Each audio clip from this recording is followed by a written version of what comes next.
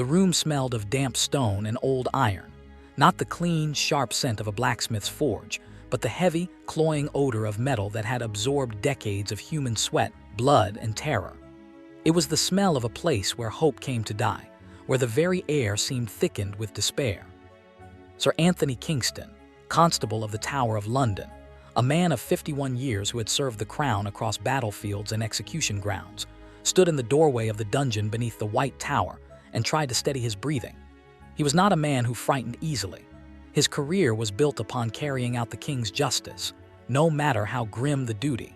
Yet the orders he had received that morning had sent a cold tremor through his hands that he could not suppress. Before him stood the instrument of his disquiet, the rack, a wooden frame 8 feet long and 4 wide, raised on thick oak legs, fitted with iron ratchets and coils of coarse hemp rope. It was an altar to a god of pain, a machine designed with a single, horrifying purpose: to stretch the human body beyond its limits, to systematically dismantle a person joint by joint through the simple, relentless turning of a wheel.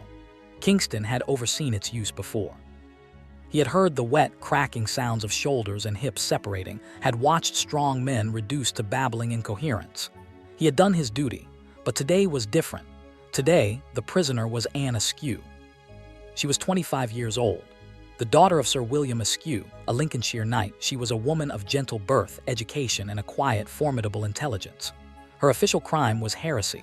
She denied the Catholic doctrine of transubstantiation, believing the communion bread and wine to be symbols, not the literal body and blood of Christ. But Kingston, like everyone in the grim political machinery of Henry VII's court, knew this was not about theology. This was about power. The conservative faction, led by Bishop Stephen Gardiner and the Lord Chancellor Thomas Wriothesley, was moving against the reformist Queen Catherine Parr. They needed evidence that her inner circle was infected with Protestant heresy.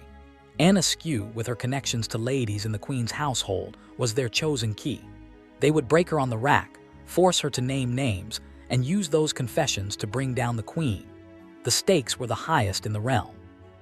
And so Anne Askew stood before the constable, clad only in the thin linen shift given to prisoners for the rack, her body already gaunt from months in prison. She did not weep or beg. She looked at the terrible machine, then at Kingston, and spoke with a preternatural calm. "I am not afraid. The Lord is my strength." In that moment, something shifted in the stale air of the dungeon. Kingston felt a fissure open in the wall of his professional detachment. He was about to participate in something that went beyond duty, something that would stain his soul. To understand the magnitude of what was to happen in that room, one must understand the woman on the rack. Anne Askew's story began not in a dungeon, but in the rolling countryside of Lincolnshire, in a world of manor houses and strict social hierarchies. Born in 1521, she was afforded an education unusual for a woman of her time, likely encouraged by intellectual brothers returning from Cambridge buzzing with the dangerous new ideas of the Reformation. Anne didn't just read scripture, she devoured it, debated it, internalized its logic with a fierce, independent mind. This intellectual passion collided violently with the expectations of Tudor womanhood. Her life was first derailed by an act of callous practicality. Her older sister, betrothed to a local landowner named Thomas Kyme, died. Their father, Sir William, simply substituted Anne in the marriage arrangement. At 15, her own desires irrelevant, she was married to a man whose traditional Catholic piety was the antithesis of her growing Protestant convictions. The marriage was a disaster.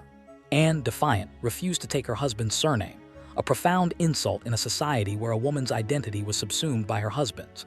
She left their home to go gospeling, traveling to Lincoln and beyond to preach and debate theology publicly. To Kyme and his community, this was scandalous and dangerous. He eventually threw her out, denied a divorce by authorities who ordered her to return to a husband who rejected her.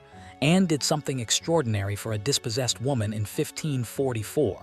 She borrowed money, moved to London, and lived independently. In the capital, her reputation as the fair gospeler grew. She was fearless, articulate, and her circles began to brush against the powerful, including the ladies surrounding Henry VII's sixth and final wife, Catherine Parr, who was known for her own reformist leanings. It was this connection that sealed her fate. By 1546, the ailing, paranoid Henry VII was a pendulum of religious policy. The conservative bishops, led by Stephen Gardiner, saw an opportunity to purge the court of Protestant influence by targeting the Queen.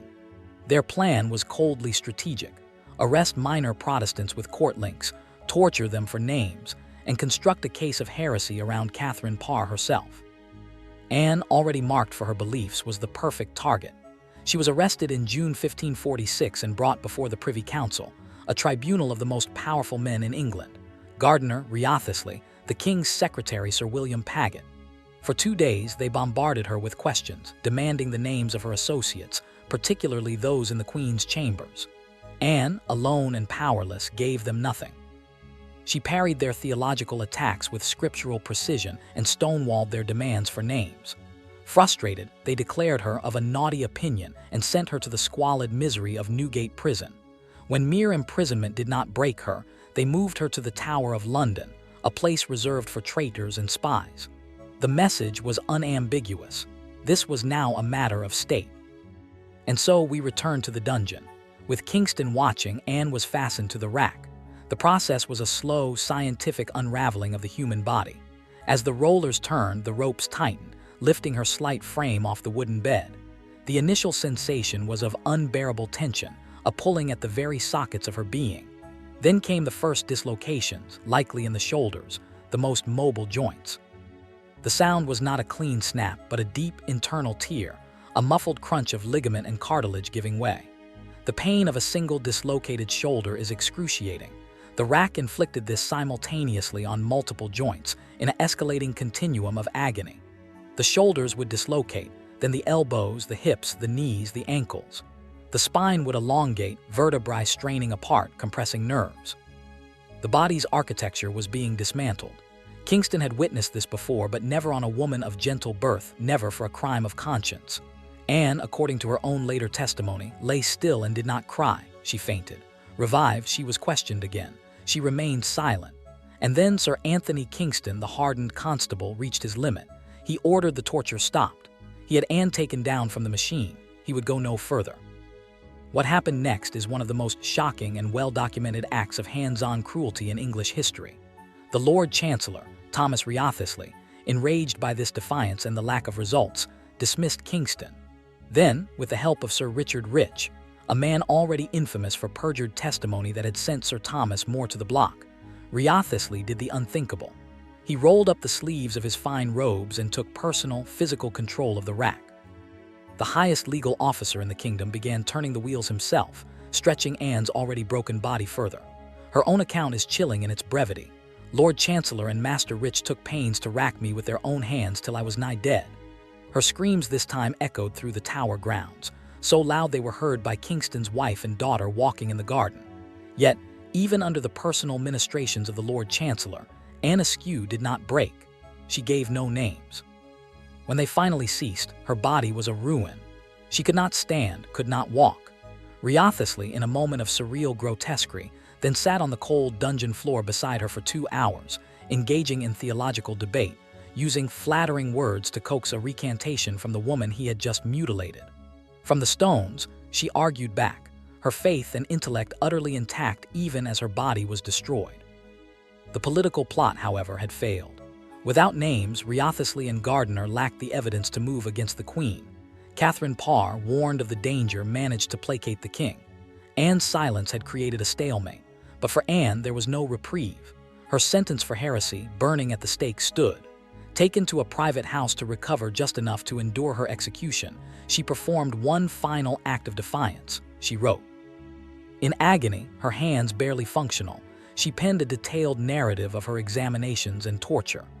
These writings, smuggled out by Protestant sympathizers and published by the reformer John Bale, became the Examinations of Anne Askew, a seminal text of the English Reformation and one of the earliest first-person accounts of state torture. On July 16, 1546, Anne was carried to Smithfield in a chair, her body unable to bear its own weight. Chained to the stake because she could not stand, she was offered a royal pardon one last time if she would recant. She refused. As the fire was lit, she corrected the theology of the sermon being preached. A bag of gunpowder tied around her neck by a merciful executioner brought a quicker end. She was 25. Her story, however, was just beginning. Preserved in Fox's Book of Martyrs, it became a powerful Protestant polemic, and a timeless testament to conscience. But to reduce it to mere religious propaganda is to miss its profound human and political core.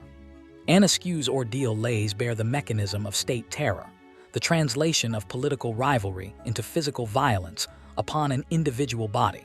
It reveals the fragility of legal safeguards when power is threatened. Her resistance was multifaceted, intellectual in her scriptural debates, legal in her deft handling of interrogation, physical in her supernatural endurance, and ultimately moral in her protection of others. Modern science helps us grasp the scale of her suffering. The rack causes catastrophic distraction injuries, ligaments torn from bone, joints permanently destabilized, nerves shredded. The pain is not a single event, but a sustained, neurological overload designed to shatter the self. That Anne's will survive this assault stands at the outer limits of human psychological resilience. The aftermath rippled through history. Wriothesley's reputation never recovered. He was stripped of the chancellorship after Henry's death. Richard Rich became a byword for treachery. Sir Anthony Kingston's moment of refusal, though late, reminds us that complicity has its breaking point. For Queen Catherine Parr, Anne's silence likely provided the crucial delay that saved her life. For the Protestant cause, Anne became an iconic martyr, her writings a weapon against Catholic oppression. But her legacy transcends sect. It is a story about the individual versus the absolutist state, about the power of a voice and a silence to defy tyranny. The stones of the tower still stand, cold and damp. At Smithfield, life bustles over the forgotten ashes, but the echo of Anne Askew's choice in that dungeon, to suffer the total destruction of her body rather than surrender her conscience or betray her friends, resounds across centuries. It asks us, in every age where power seeks to dominate thought, a simple, terrifying question: what would you do on the rack? Her answer, in her unbreakable silence, remains one of history's most powerful rebukes to the machinery of fear. She was not a theologian, a politician, or a warrior. She was a woman who believed bread was bread, and that she had a right to say so. And for that, the Lord Chancellor of England pulled her apart with his own hands, and still she won.